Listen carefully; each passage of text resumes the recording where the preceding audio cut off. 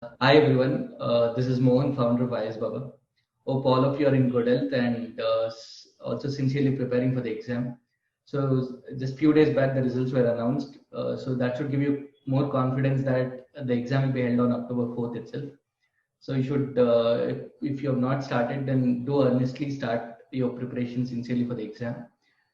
And as you all know, this year has not been that great to all of us, right? Many of us have suffered because of the present COVID situation. But what I would like to say is just like the lighting at the end of the tunnel. This year at IASbaba, we've got very good results. We've got 2 in top 10 and 5 in top 20, and 105 ranks till now. And we have been getting a few mails, like at least 2-3 mails every day, confirming that okay, appreciating our work, all that. Thanks to all of you, and all the credit should be given only to the efforts that you have put in. We've just played a very small role in your success. And today we have SHRESTHA Anupam, All India rank 19 with us. I Anupam. Hi, Mohan Sir. It's a pleasure to be with you. Yeah. So before letting the Shrestha speak, I'll just give you a brief background about him. He is very good in academics, in the sense he is a topper since his school days. So the testimony is like in 10th standard at the national level he was number 2, and in 12th standard he was a district topper, and with 96%. And finally he got into IIT Delhi, and he graduated in 2018. So if you look at his academic record, so he's been a topper since his school days. So that doesn't mean that Shrestha is only into his academics. He also has varied interest. It's better that if we listen it from Shrestha himself. Yeah, Shrestha, can you tell the students more about yourself? Thank you, Mohan Sir, for such a fantastic introduction. And as you said, I would like to talk a bit about my extra co-curricular interests. So I am especially interested in reading and writing. I've read a lot of classics. I'm into Shakespeare. I've read a lot of plays of Shakespeare. I've read Charles Dickens. I've read Jane Austen. And from the last 3 to 4 years, I am a big fan of fantasy fiction. So all the contemporary great fantasy writers like Brandon Sanderson, the George R.R. Martin, Patrick Rothfuss. So I've read almost all of their books. And so I would say that reading and writing, I'm also a poet. I keep writing poems. I keep reciting poems. I write blogs. I write stories. So reading and writing are like bread and butter for me. Okay, probably apart from that, that is the reason you would have done well in mains. Thank you. Yeah, I believe that did play a major role in that. Yeah. Okay. And interview, did you get questions on your hobbies? Because you have so many hobbies, Yes. and you are a topper as well. So did you get questions on that? Not as much as I expected. So what happened was that in mocks, they always asked me to, I had written in my hobbies, I had mentioned my hobbies as poetry and reading fantasy fiction. So they always asked me to narrate a poem or to recite a poem in my mocks. And I had prepared like many poems. But in interview, they didn't ask me about my hobbies. So in the end, what Aryan Chaube sir did was he said that, is there any portion of your dive which we have not touched and which you would like to share with us? So I said, yes, sir, I write poems. So I've written 50 to 60 poems, and I read fantasy fiction as well. So that was it. So this tells us that Shrestha is not only good in academics, but equally good in other extracurricular activities like reading, all that. So Shrestha, you have got a very good rank. Like being in top 20 is like anybody's dream. So what does it feel like? I would say definitely feels extremely good. So when I first checked my name, when I first checked in the PDF, Shrestha Anupam, and I saw 19. So it's definitely an unreal feeling. Like you just that moment feels surreal. But I cannot say that it was totally unexpected, because after I had like just the day I gave means, so I had felt that in my GS papers I had performed almost to my expectations. So I felt that the GS papers could not have gone better. So I performed to the best. And in the optional, I think the paper 2, I I underperformed a little bit. And even in the interview, so my interview was fantastic. And Aryan Chaube sir said at the end, excellent interview. So I think because of all these factors, I was expecting an under 10 or an under 20 rank. Okay. So you're telling me that everything fell in place. Be it your Yeah, yeah, mains, yeah, all the papers, GS 1 to 4, your optional, yeah, right? yeah, And your interview as well, right? yeah, yeah, yeah, yeah. Okay. So what is that one thing that motivated you to give this exam? Because you come from like you come from IIT Delhi, and you could have gone into the technical stream itself. But what made you to choose UPSC? I would say the single biggest motivation was behind me preparing for civil services and joining civil services has been my father and my mother. So my parents have both been a constant source of guidance and support. And because they have been involved in social work from a long time, so my father is the operational head of Jayaprabha Mahila Vikas Kendra, which is an NGO in Bihar. My mother is the treasurer in the same NGO. And both my father and my mother had dreams of being a civil servant themselves. My father appeared for the civil services examination. He couldn't clear it. And my mother couldn't give the examination because it was very difficult at that, like 30 years back, for a woman to go to Delhi and prepare. So they both had high hopes and expectations from me from the very childhood itself. And because I was naturally good in arts too, I read the optional books of my father. So he was a history optional student, and I read them in school days itself. So I think that was the biggest push behind me joining the services. The need to serve the nation and to serve the nation in the best way possible. Yeah, that's good, really good. Now, like coming to your strategy part, and especially since prelims is around the corner, right? It is just in a span of 2 months. Can you stress on the prelims strategy? Then we can get into the main strategy.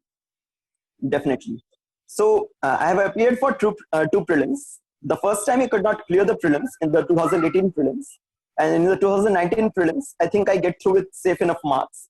So the biggest change that I made in my prelims strategy, and which I believe would be helpful for the new aspirants as well, because they won't repeat the same mistakes, is that in the first attempt, I did not read the newspaper. So I relied totally on the YouTube videos, and I think newspaper reading is an indispensable part of your preparation, because you not only get acquainted with the facts, you also get an approach and understanding of whatever is going on around you. And the most important facts and the most important news would be covered like over the span of a week or over the span of a month. And so you won't have to learn them. Like you will see them so many times that they will automatically get imprinted in your head. So I think that was one major change which I made to my prelims strategy. Okay. The other change which I made was that... to interrupt you at this point. This is very important. Even I wanted to tell the same to the students, because this is one query that we keep getting. Like, should I read the newspaper? So though we include the best of the content, all that on the website or be it in Babapedia, but still we always advise students to read at least spend 40 to 45 minutes on the newspaper, right? Read definitely. let it become an habit, and then you get into the daily compilations of IASbaba or any other definitely. So that is the best way to deal with current affairs. It shouldn't be treated as a subject, right? So it is something that as a well-read person or citizen of India, you need to know what's happening around you. So that is how the newspaper should be read. Definitely. I totally agree with you. And as you said, so I believe that the daily current affairs that is on the IASbaba website, they are totally amazing, and other similar content also is like very good. But newspaper reading is a habit in itself. It is something which is indispensable, and you can supplement this with the daily current affairs, and that would help you in wholesome fact retention for the prelims examination. And the other thing I would like to say is that the importance of giving tests. So it's very important not only to give tests, but to also appear for tests in the test environment. So what happens is that most of the times what we do is that we, around afternoon or in evening or in night, when we feel like we are not able to study, so we appear for tests at that time. So I used to do this a lot in my first prelims. The change which I made this time was that this time, whenever I gave tests, I appeared for the same time in the examination, like 9 to 11 a.m. I would try to create the examination situation as much as possible. So I would take an OMR sheet, I would print the question paper, I would keep it beside me. I would mark the OMR sheet, I would give the paper in the same way in which I would like give the print. Something which helped me to deal with the examination pressure and the examination environment as well in this prelims. So I would advise all the aspirants to focus on these things. The newspaper is indispensable. Do not leave it at any cost. Okay. Give lots of tests and give tests in the exam environment. And the third thing, like the question of the static portion, especially polity and economy, I believe. So you cannot get any question wrong in that department. So you have to get all the questions of the basic conceptual questions of polity and economy correct. So yeah, this is what I would like to say. I think even that goes well with history also. Even that's a dry subject. Exactly. So exactly. these are the places. Definitely. So modern history part at least, right? Exactly. Where you can score. So in 2019 prelims, it was a bit unpredictable. But before that, modern history has been a very safe bet, and you can definitely rely on getting 10 to 12 questions every year from modern history. Okay. So what was your score last year in prelims? In 2018? Yeah. So in 2018, I could only score 81 in my prelims examination. Okay. So this time you must have done very well, and today the cutoff was also released, saying for general merit the cutoff was 98. And in fact, we also had predicted anywhere between 95 to 100, and the cutoff is in the same place, 98, around 98 it has come out. Exactly. Okay. So you are saying from prelims perspective, reading newspaper, taking the tests, right? These are the two most important things. Yeah. And preparing the static portion. Static portion. And okay, then coming to mains. What was your strategy for mains? Yes, sir. So talking about my strategy for mains. So I believe that mains is the cornerstone for UPSC preparation, primarily because in mains, in prelims, you have to clear the examination. It doesn't matter how much marks you get. Even if you are like 1 mark above the cutoff, so you are clear. Yeah. But in mains, the more above the cutoff you are, the higher the rank you will get. Okay. So the mains is the main game. Yes. So I would like to say answer writing is the cornerstone of the mains preparation. So for mains, I appeared for around 25 to 30 tests. I ensured that I was writing answers on time. I was finishing my answers in 3 hours. And I also ensured that in all my answers, I maintained the structure. So the introduction, the body, the conclusion. I maintained this structure in all the 20 of my answers and across all 4 of my papers. And in essay, so to give a bit of distinct flavor to my answers and to my essay, so there are multiple quotes and good lines which have been said by multiple scholars, by multiple important personalities over the history of time. And they play a very important role in our ethics preparation as well. Yeah. So for both ethics and essay, as well as for some parts of the GS preparation, I prepared a list of these quotes. I prepared a list of these value additions, which I could, use for introduction or for conclusion as well. And so this, I think, helped me a lot in my ethics and essay, as well as in the GS. And for the other parts, so what I focused mainly was on the thinking part. So I believe that answer writing comes naturally if you are good in thinking. Yeah. And so what I did was that I just saw questions. And even if I did not want to write, or even if, let's say, I wanted to just think about that question. So what I would do is that I would see the question, and in my mind, I would prepare a framework of what that answer should be. So this should be the introduction. This should be the body. These many points should be in the body. And this should be the conclusion. So because I kept doing this mental exercise again and again, whenever I was free. So even if I didn't want to study, I would just take out previous year questions. And I would keep repeating this mental exercise again and again. So this helped me in 2 ways. Firstly, because it acquainted me with the nature of questions that UPSC asks. And UPSC asks very unpredictable questions. So you can never predict which questions are going to be asked. And there will always be at least 4 to 5 questions in each GS mains paper, which will contain terms or concepts which you haven't heard before. Yeah. So at that time, this thought exercise is very helpful because it helps you in dealing with those unpredictable questions. So I think this thought exercise distinguished me from other candidates, and this is what I think I believe helped me in getting a good score and a good rank finally in the overall mains examination. Yeah, you're absolutely right. You're because that's what even we advise students. Thinking on the spot. Thinking on the spot is so important. Framing the structure in your mind becomes another important tool in answer writing. Definitely. Maintaining the structure, be it the introduction, body, and conclusion. All these 3 things really play an important role. That is the reason we also keep telling students right? You take any question for that matter and try to think on the spot. And even if you've studied or not studied, try to attempt that question, provided that you have Exactly, covered exactly. the syllabus at least once. If you have that confidence, Definitely, definitely. then you can at least start attempting answer writing, right? Yes. And the other thing with mains is that is one stage where the entire thing is under your control, right? Yes. Prelims, it can turn either way, right? Yes. Interview also, you do not Yes. know which board you will be getting into. But mains is one phase where you can plan properly, target, and increase your score. Right? Definitely, and it is one platform where almost everyone is at the same level. So, like in prelims, some people are good at taking guesses and solving MCQs. Yeah. In interview, as you said, you may get different boards, but in mains, it is a great equalizer. So almost everyone is at the same level in mains. And the other thing that I want to ask you is like, is there should we follow a separate strategy for general studies 1, 2, 3, and 4? Like, how did you do it? Like, did you? Of course, the intro, body, and conclusion would remain the same for any question. But apart from that, So I believe that all the 4 GS papers. So there are multiple similarities as well as subtle points of difference in preparation of all the 4 GS papers. So in GS1, the 3 subjects which are there, the primary 3 subjects are history, geography, and society.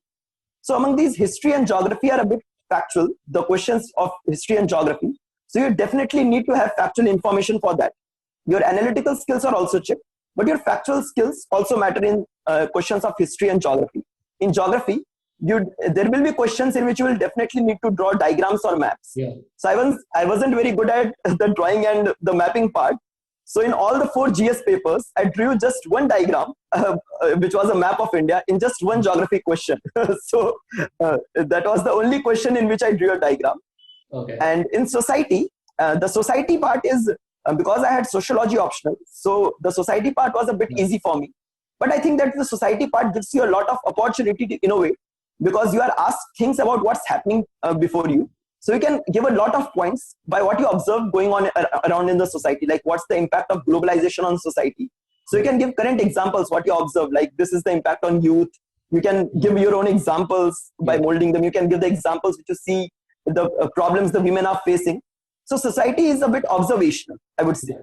Paper 2 and paper 3, so they contain both questions which are almost static. If we talk about the questions which are asked almost directly from Lakshmikant, like questions on what are functions of the comptroller, auditor general, or what is the role of the let's say the advocate general of India. So questions like this which can be directly answered with factual information, or questions of governance and international relations which need a bit more analysis, like this year governance questions. So they required a lot of analysis, and because they were almost optional like questions, so a lot of people faced difficulty in answering questions of paper 2, GS paper 2 this time.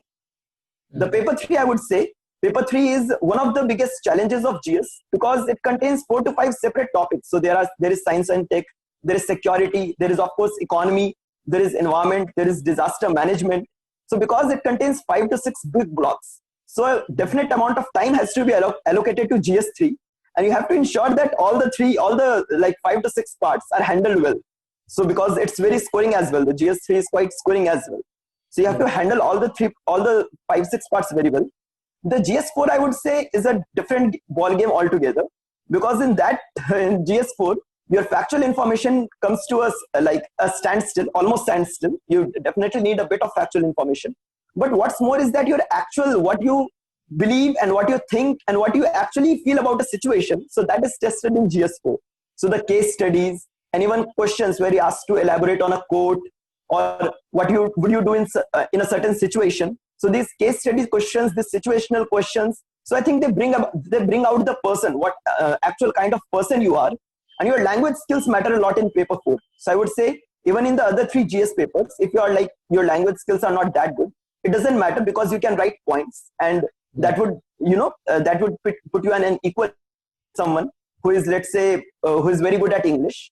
But in GS4 and in essay, your language skills matter a lot. So you have, if you are good in, let's say, English, or if you are good in, let's say, if you are good in articulation, if I were to say, if you write well, if you are very expressive in writing, So that plays a good role in increasing your marks in GS4 and in essay paper. Okay. So, as all of us know, right, ethics and essay and the optional, these three play a major role in your Exactly. rank, right? Of Yeah. course, the other papers are also equally important, but the major difference is made in these three papers. So, Exactly. did you have a specific strategy that helped you out in scoring more in ethics or essay? Language skills, your expressive skills, and your articulation skills play a major role.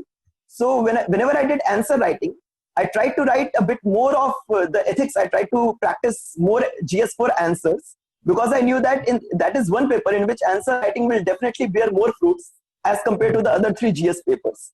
So I tried to practice case studies. I tried to practice different types of case studies so that the case studies I would be able to tackle any type of case studies. I prepared my own definitions for the terms of ethics. So for all the terms like integrity, diligence, honesty. So I prepared my own definitions so that my own examples, I have read various books and I picked up case studies and examples from those books. And I used them extensively in my answers. Examples from lives of great personalities in both ethics and as well as essay. And I believe that this was the difference which ethics and essay preparation demanded, and this was the separate attention which I gave. I focused more on the thought exercise. For example, in essay, outlines for almost for many essays. Like even if I could not write the whole essay, I did a thought exercise where I would just prepare the outline. Like this should be the first 2 pages, the introductory part or the anecdote. This should be the main body wherein I would discuss these from the social, the political angle, the economic angle, the historical angle, the cultural angle, and this should form a part of my conclusion. So I did a bit of outlining, a bit of thought exercise in both ethics and essay, and I think this made a difference. Okay. Yes, yes. So the other thing that a student finds it difficult is notes making. So what is your view on notes making? Yes. I believe that note making is an important part of the preparation. So during my first attempt, one mistake which I did was that I prepared very elaborate notes. So because I was reading many books for the first or the second time, so I almost copied down the entire book, all the important portions. And so my notebooks were very elaborate notes were made, which were not very revisable. So the main purpose of note making, I believe, is to be concise, to be crisp, and so that your revision can be made easier, so that you can revise again and again. Yeah. And so the concept gets strengthened again and again, and you can just revise the crux, the basics, the most important things of the subject, so that and your concepts are already clear. So that's what I would emphasize on note making, that whenever you are making notes. So note making is not a process where once you read a book and you make the notes, then it's over. So note making is, I believe, a continuous process. Yeah. So your notes will keep getting shortened over time. So whatever you do, what one should do is that whenever one studies, so one should try to keep preparing brief and concise notes.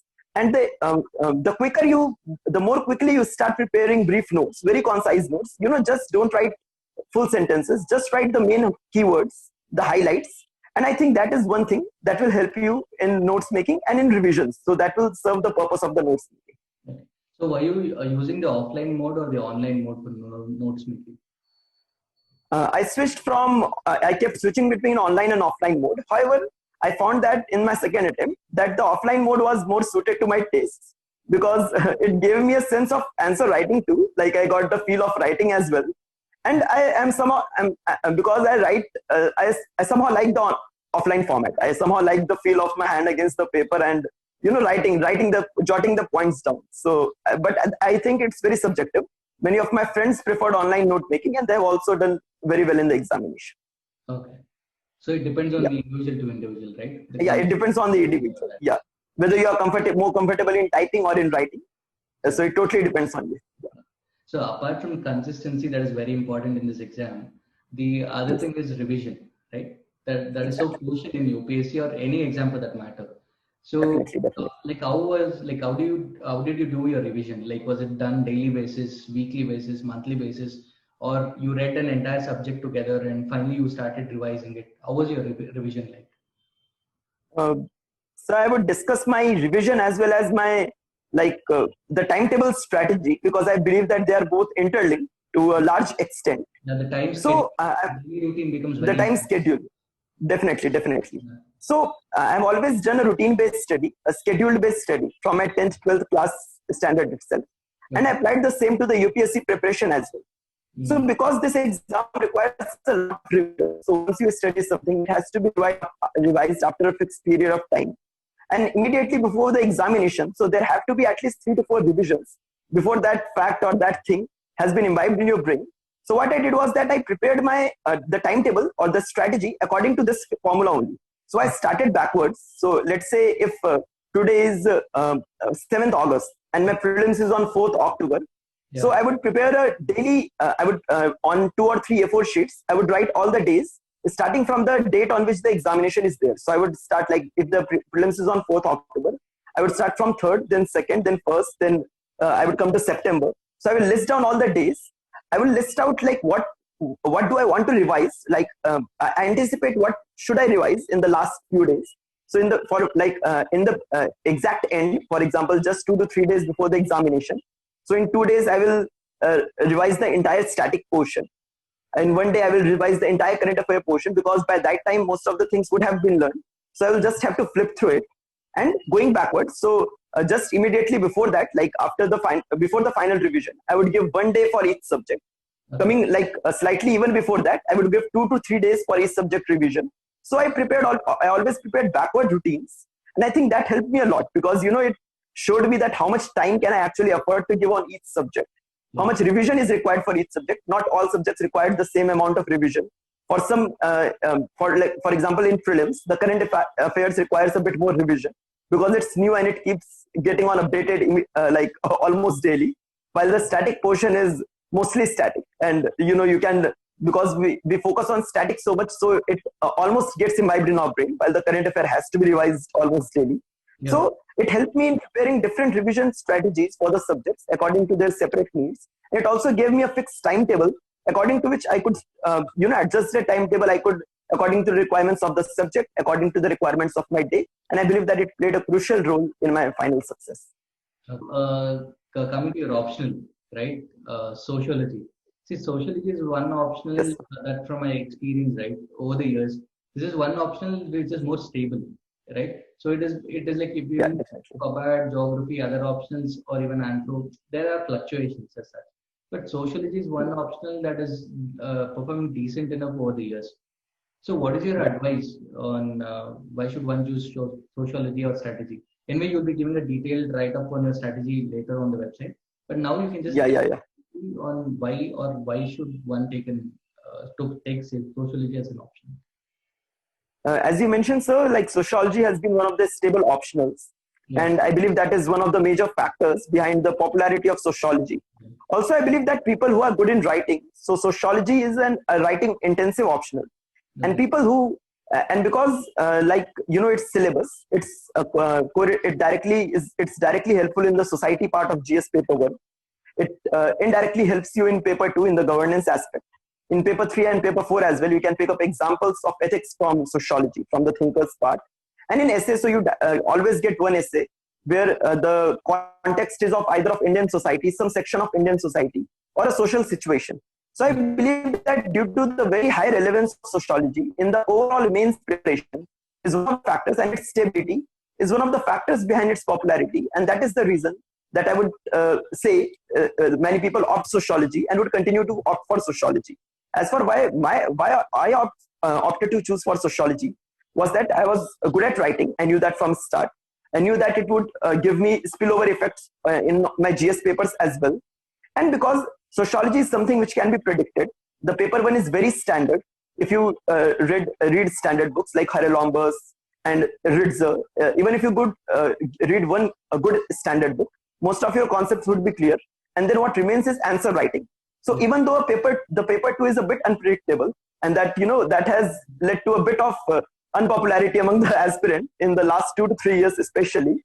So I would still say that because paper 1 is a safe bet and because it is very standard, so sociology is still a good optional. And I would, as you said, I would upload a detailed strategy soon where I would talk about how to go about for the sociology preparation.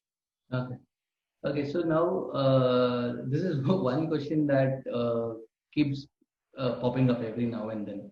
So what is that one thing that differentiates a topper from the rest of the students? The students who are not able to get into the final list. And that too, you being So I, top 20, right? That makes it even more special. So what do you think that one thing that has worked out for you, or what is that one thing that topper has compared to, I mean, and not the others? so I believe that, see, there is a lot of subjectivity involved in the examination. So one can never always say for certain, like, this is something which was different, or this is something which the topper did different. But I would say what's my understanding on this. So I believe that what differentiates topper from other aspirants or the other candidates is that the topper has a fixed strategy in his mind. He devotes his full energy and concentration on the preparation. And he has a very clear cut, his focus is very clear cut. His attention on his strengths and weaknesses are very clear cut. So I would say that I had a very good knowledge about what works for me and what doesn't. So I knew that making diagrams was not a strong suit. So I didn't ponder that much over the diagrams. I focused more on I knew that my answer writing skills were good. And I believe that when the marks come out, I believe that my GS marks would especially be good. Okay. So I believe that it's very important to identify one's own strengths and weaknesses, whether you are a structured type of guy, whether you are a guy who likes to make diagrams, because, many of us make diagrams. They're more comfortable with diagrams, whether you are more comfortable with flow charts or pie charts. What's your more comfortable time of studying? Like whether you like studying in morning, what's your comfortable form of revision, whether you like listening to videos. So I believe that a topper identifies all his strengths, what works for him better than the other candidates. So he figures this out long before the examination. And because he applies this consistently over the period of his preparation and the examination, that is what differentiates him from the other candidates. Okay. So if I have to sum it up, it is the focus, the clarity on his or her strength and weakness, and the consistency, right? These are the three things that exactly. Definitely. Crucial. Yeah, you are absolutely right. Confidence on the self and the understanding of one's strengths and weaknesses. Yeah, that's very much important, right? Yeah. Now coming to the role of IASbaba in your preparation. How was ILP helpful in your preparation? I was a student of ILP, and ILP had various subparts, like the Daily Current Affairs was a part of the pre-initiatives. The ILP had initiatives such as daily answer writing, the Babapedia where current affairs were uploaded, the initiatives such as the daily routine, wherein a fixed routine was there, wherein we were provided an year-long routine, and the value-added material. So the parts which I especially liked were the answer writing, the daily answer writing part, wherein the quality of the question which was uploaded was very good, and the feedback which was provided was also good, and also the routine-based strategy, which I believe is very crucial for a topper, and which is what which helps him in demarcating what to study, when to study, and how to study that. Yeah. I also would like to say that the initiatives such as the daily current affairs, the IASbaba 60 days plan for prelims. So these are very good initiatives, and I use them in my preparation, especially the daily current affairs. I like the format of the daily current affairs very well. And I believe that played a major role in my preparation, especially for the prelims current affairs preparation. Okay. And what is your view on TLP, mains answer writing? How useful was it? I believe that TLP is a very good initiative. It is definitely one of the best initiatives of IASbaba, because as I talked about earlier also, that thinking is a very important part of answer writing. And to get into that mode of thinking, you have to attempt like the standard questions which come in the mains examination, 1 to 2 questions daily, writing, thinking, the thinking part. And TLP, I think, helps the candidates in doing that. The quality of question is very good. And if you practice those 1 to 2 questions daily, the questions which cover different aspects, they cover the aspects of static, they cover the dynamic aspects as well, the integration of static and dynamic as well. And I believe that that is extremely helpful. Okay, thank you for your kind words and the appreciation. And suggestions that you want to give to IASbaba, where we can improve, because there's always a scope of improvement, right? So any suggestions as such? I believe that the focus on mains preparation. So like even now that programs like TLP and everything is good, I believe that prelims preparation is focused a bit more in the initiatives. And as I was talking to you, and as you said that this year's ILP, new initiatives have been introduced wherein more focus has been given on mains. So that is one thing I would like to say, that because mains is such an important part of the preparation, and because it is something which differentiates, like which plays the major role in what rank you are getting. Of course, pre is important, that it is the clearing stage, like most of the candidates get flushed out there. But because mains is finally is something which determines your rank. So I would say that the focus on answer writing and the focus on the, the reviewing of answers and the test series. So that is something which can be worked upon, and that is something which is a work in progress. So that is something which can always be. In fact, this year we have come up with that. In ILP, we have come up with evaluation, right? And we have come up with ILP Plus and ILP Connectors, where mentorship is also done, along with answer evaluation.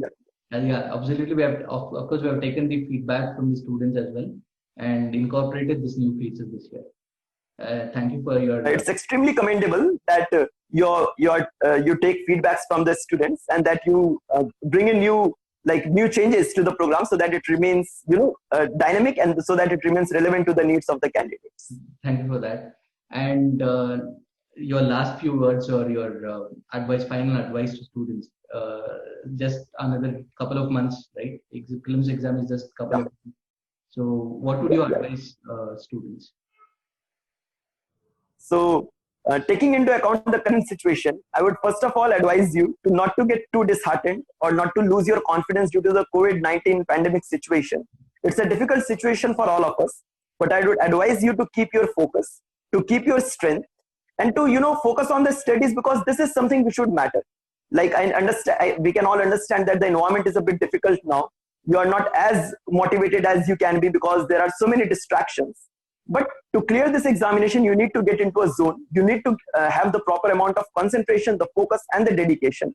And that is something, because the prelims are looming over. They are only less than 2 months away. And if you start practicing more tests, and if you start revising all your basic concepts right now, I'm pretty certain that you will perform very well in prelims.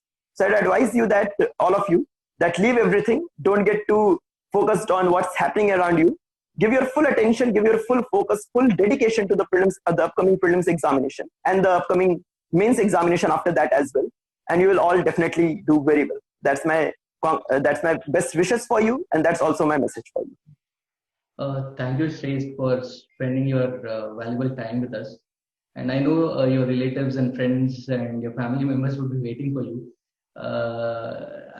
We thought we'll wind up in 15-20 minutes, but it went for a long session. Thanks for the patience and giving the valuable inputs, because at the end of the day, this is what motivates a student. Thanks for joining me, and all the best in your future. Yeah.